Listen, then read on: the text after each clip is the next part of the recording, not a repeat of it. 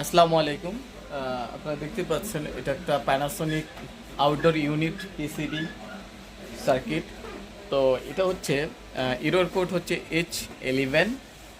তো H11 কী কারণে আসতে পারে অবশ্য আমার অনেকগুলো ভিডিওতে আমি বলেছি। তো এটার H11টা আসার কয়েকটা কারণ থাকতে পারে। যদি আপনার এখানে এই যে 1 2 3 এখানেও 1 2 3, তো কালার যদি দেখা যায় নীলের জায়গায় যদি হলুদ চলে আসে বা লালের জায়গায় যদি হলুদ চলে আসে, সেক্ষেত্রেও আপনাদের H11 এরর কোড চলে আসবে। তো এই ধরনের এই কমিউনিকেশন লাইন কিন্তু কানেকশন ভুল দেওয়া যাবে না, সেক্ষেত্রেও আপনাদের এরর কোড চলে আসবে।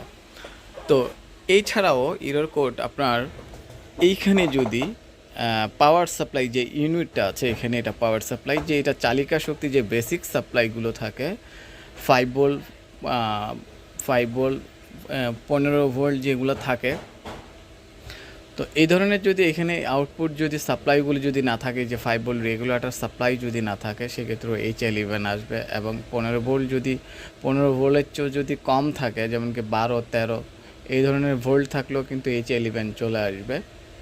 আদারওয়াইজ এখানে যে কমিউনিকেশন, যে পিসি দিয়ে কমিউনিকেশন ডাটা সাপ্লাই আছে, এই ডাটা সাপ্লাই যদি কোনো ধরনের সাপ্লাই যদি কম থাকে বা বেশি থাকে, সেক্ষেত্রেও এখানে H11 এরর কোড আসার সম্ভাবনা আছে এবং আসবে। তো সেক্ষেত্রে এখানে দেখতে পাচ্ছেন দুইটা পিসি দিয়ে ড্রাইভিং করছে, ডাটা ভোল্টেজ ড্রাইভার ড্রাইভিং করছে। তো সেক্ষেত্রে এইখানে যদি কোনো ধরনের রেজিস্ট্যান্স বা পিসি খারাপ থাকে, সেক্ষেত্রেও আপনাদের H11 এরর কোড আসবে। তো আপনাদের সব সময় আপনারা এই যে পাওয়ার সাইডটা আগে মূলত চেক করে নেবেন, যে আইসির যে বেসিক সাপ্লাইগুলো থাকে, এগুলো বেসিক যেগুলো অ্যাজ ইউজুয়াল যেগুলো নর্মাল সার্কিটটাকে অন করার জন্য যে সাপ্লাইগুলো থাকে, সাপ্লাইগুলো ঠিক আছে কিনা এগুলো চেক করে নিতে হবে। এবং এখানকার যে কমিউনিকেশন ওয়্যারের সাথে যেটা ডাটা সিগন্যাল এবং ইনডোর থেকে আউটডোরের সাথে যেটা কানেকশন হবে, আপনার এই সাপ্লাইটা ঠিক আছে কিনা, এখানে আশেপাশে কিছু খারাপ আছে কিনা, এগুলো ভালো করে দেখে নেবেন। তাহলে আপনাদের কিন্তু রেজাল্টটা বের হয়ে আসবে। এবং যদি এখানকার সব সাপ্লাই ঠিক থাকে, তারপরেও যদি আপনার H11 না যায়, সেক্ষেত্রে আপনার এখানকার যে ইনপুট সাপ্লাইগুলো আছে, সাপ্লাই এখানে অনেকগুলো ফিউজ লাগানো আছে, লো ওহমসের যে ফিউজগুলো আছে, এখানে এই সিস্টেম পর্যন্ত সাপ্লাইগুলো 5 ভোল্ট ইন হচ্ছে কি না, তো আপনারা ভালো করে চেক করে নেবেন।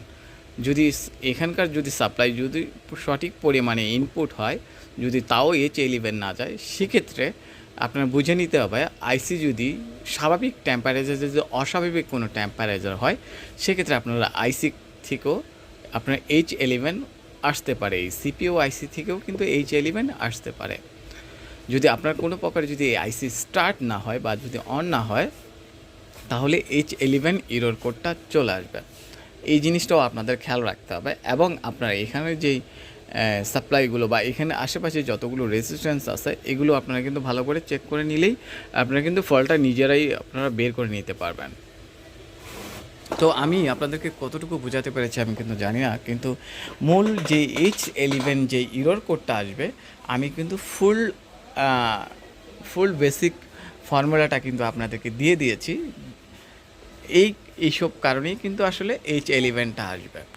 তো আমি এটা কাজ হয়ে গেছে, আমি একটু অন করে দেখব, যেহেতু আমি এটা কাজ করেছি। তো আমি এটার কি খারাপ পেয়েছি আমি আপনাদের মাঝে শেয়ার করি। এইটা মূলত H11ই ছিল, এটা বেসিক সাপ্লাই সব ঠিক ছিল। এখানকার 681 একটা রেজিস্ট্যান্স আছে এই জায়গায়, এই রেজিস্ট্যান্সটা হাই ওমস মেগা হয়ে গিয়েছিল। এটা যেহেতু 681 ওমসের রেজিস্ট্যান্স, কিন্তু হয়ে আছে 2 মেগা বা 3 মেগা এই ধরনের আমাকে মিটারে দেখাচ্ছে। তো আমার এটা অন হয়ে গেছে।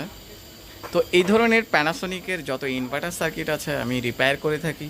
আপনারা চাইলে আমার স্ক্রিনে দেওয়া নাম্বারে যোগাযোগ করতে পারেন। আর যে ধরনের ভিএফডি, পিএলসি সকল প্রকার আমি ইলেকট্রনিক্সের পণ্য রিপেয়ার করে থাকি। আপনারা চাইলেই আমার শপে ভিজিট করতে পারেন। তো দেখতে পাচ্ছেন এটা আমার অন হয়ে গেছে।